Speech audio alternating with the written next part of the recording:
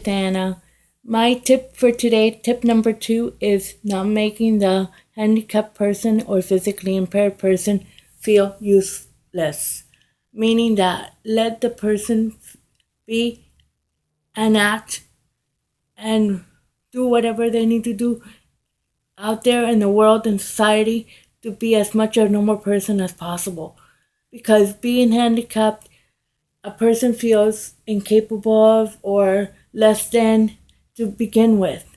And if on top of that you get discriminated or you get, saying that you can't do this, please don't do this, you can't do that, this is not, all the negative things that you don't, even your family don't let you try because they're afraid of you're not even being able to, or if something's gonna go wrong or something's gonna happen to you and stuff, you feel so much useless, so much not worth anything.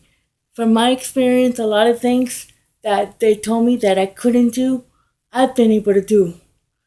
A lot of things that I wasn't even thinking of being able to do, I'm able to do. I've learned to deal with them. I've learned to work around them. I learned to do it in other ways with limitations, but I'm able to live in the society as much as a normal person as possible.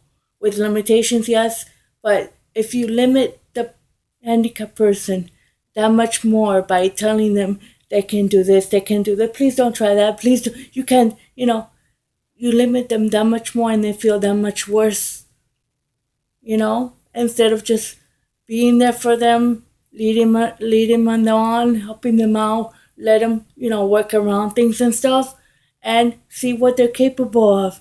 Because sooner or later, they're going to have to be out there in the society, be out there in the world. And like I said in my previous video, a person's not always going to be around.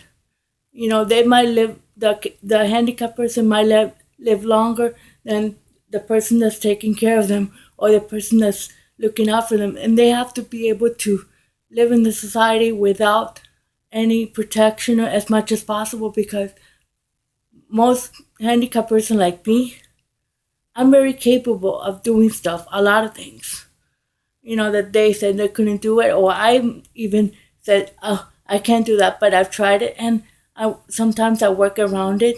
Sometimes I've learned to do it differently, but I do it with limitations and stuff. But don't let the handicapped person feel useless. Make them feel very capable of, even though they're limited.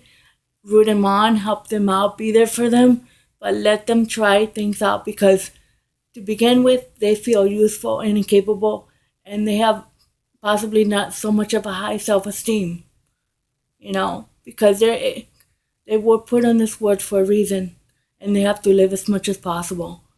I'm a perfect example as to people say, you can't do this, you can't do that, and a lot of things I've been able to do, and I've gone above and beyond a lot of things that, you weren't able to do, or they were afraid of me of doing.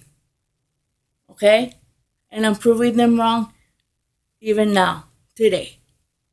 So, tip number 2, don't make the handicapped person feel more useless than what they already do to begin with, because they have limitations, they're impaired to do some things, they're not capable of doing some things.